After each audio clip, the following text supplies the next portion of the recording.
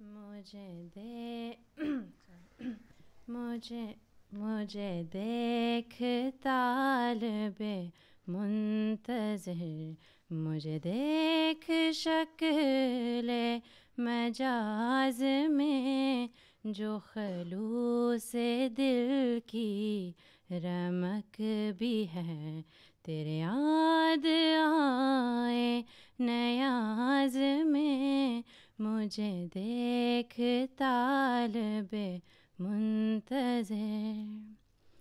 تیرے دل میں میرا ظہور ہے، تیرا سر ہی خود سر طور ہے، تیری آنکھ میں میرا نور ہے، مجھے کون کہتا ہے دور ہے، مجھے دیکھتا جو نہیں ہے تو، یہ تیری نظر کا قصور ہے، مجھے دیکھتا جو نہیں ہے تو، یہ تیری نظر کا قصور ہے، مجھے دیکھ طالب منتظر، مجھے دیکھ شکل مجاز میں، کہ ہزاروں سجدے تڑپ رہے ہیں تیری جبین نیاز میں، مجھے دیکھ طالب منتظر۔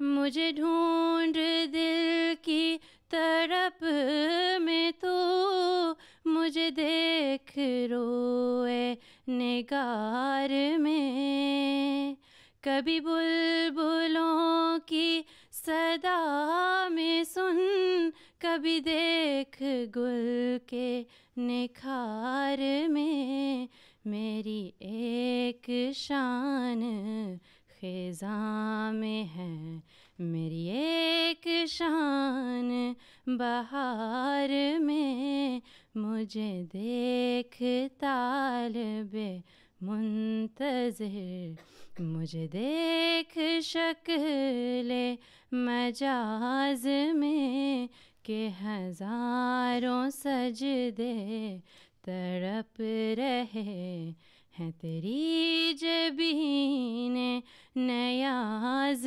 میں، مجھے دیکھ طالب منتظر۔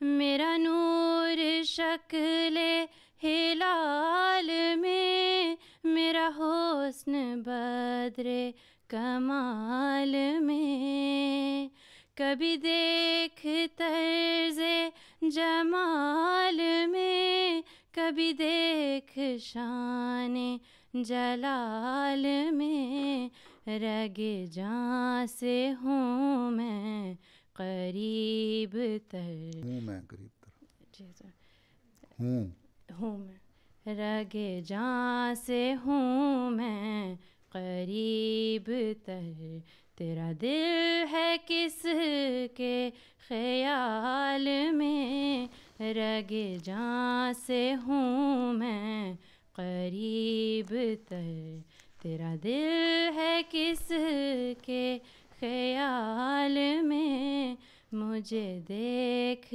طالب منتظر، مجھے دیکھ شکل مجاز میں، کہ ہزاروں سجدے تڑپ رہے ہیں تیری جبین نیاز میں، مجھے دیکھ طالب منتظر۔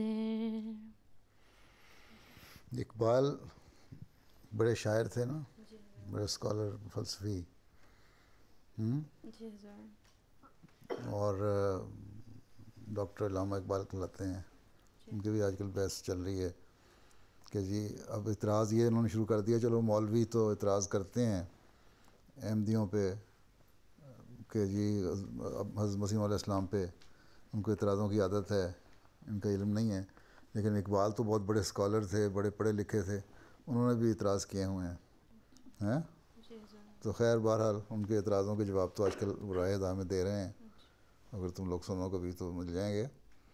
لیکن اقبال ہی تھے جن کے والد بھی احمدی تھے, جن کے بھائی بھی احمدی, ان کے بھتیجے بھی احمدی. یہ خود بھی ایک زمانے میں ہوئے تھے لیکن پھر چھوڑ گئے, سیاست کی نظر ہو گئے. خیر بہرحال انہوں نے ایک نظم لکھی تھی, شکوہ کیا تھا اللہ تعالیٰ سے ہیں کہ مجھے نظر آ شکل مجاز میں کہ ہزاروں سجدے تڑپ رہے ہیں میری جبین نیاز میں. اس پہ حضرت نواب مبارکہ بیگم صاحبہ نے یہ جواب دیا تھا کہ اگر دیکھنا چاہو تو اللہ تعالیٰ کی قدرت کو ہر جگہ دیکھ سکتے ہو, اور وہی نظر آتی ہے. اللہ تعالیٰ کوئی ایک فزیکل جسم بن کے سامنے نہیں آ جائے گا کہ تمہیں نظر آ جائے ہیں, جس طرح وہ لوگ گدھے کی تلاش میں دجال کے. تو یہ شکوہ کا جواب ہے. اللہ تعالیٰ نے خود فرمایا نا, انا فی خلق السماوات والارض واختلاف اللیل والنہار لآیات لأولی الالباب. عقل مندوں کے لیے دن اور رات اور دن کا عدل نہ بدلنا, اس میں سب نشانات ہیں عقل مندوں کے لیے. تو عقل سے کام لینے کی پہلے ضرورت ہے, اس کے بعد پھر ہے.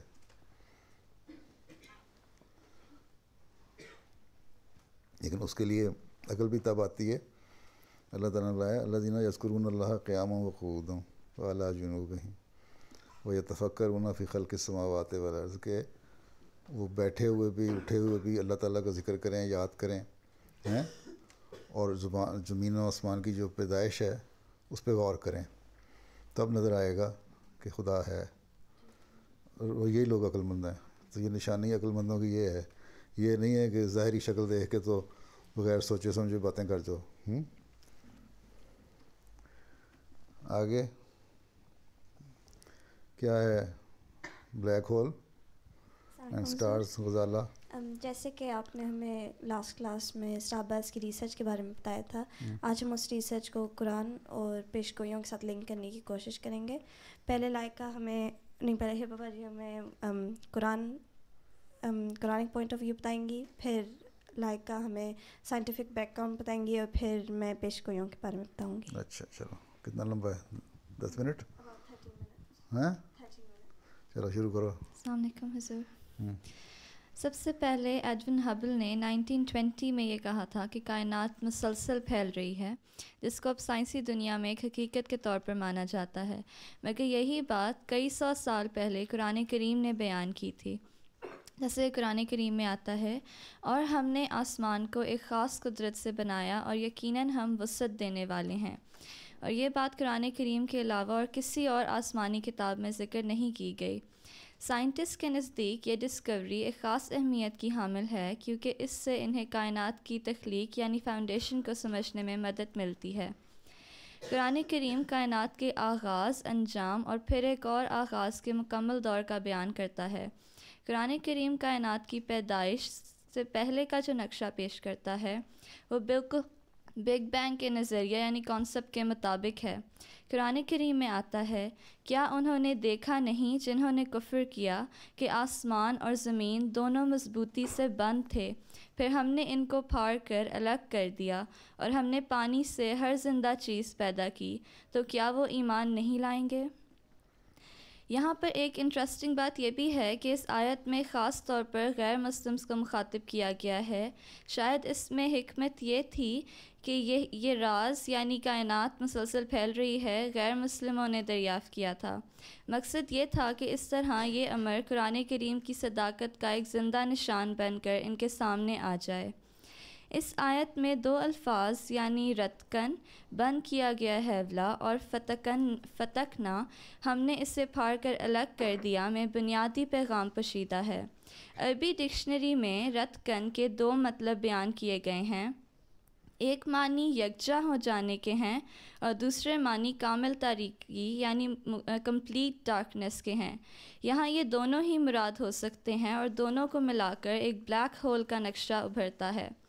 اور تفسیر صغیر میں اس کا ایک اور معنی بھی بیان کیے گئے ہیں کہ جیسے جب دنیا میں بہت زیادہ برائی پھیل جاتی ہے اور مختلف جو ہوتی ہیں بدعتیں وہ پھیلنا شروع ہو جاتی ہیں اور اکٹھی ہو جاتی ہیں، تو پھر خدا تعالیٰ اپنے روحانی پانی کے ذریعے اور انبیاء کو بھیج کر اس کو توڑ کر علیحدہ کر دیتا ہے، ایک نئی روحانی دنیا کا آغاز کر دیتا ہے۔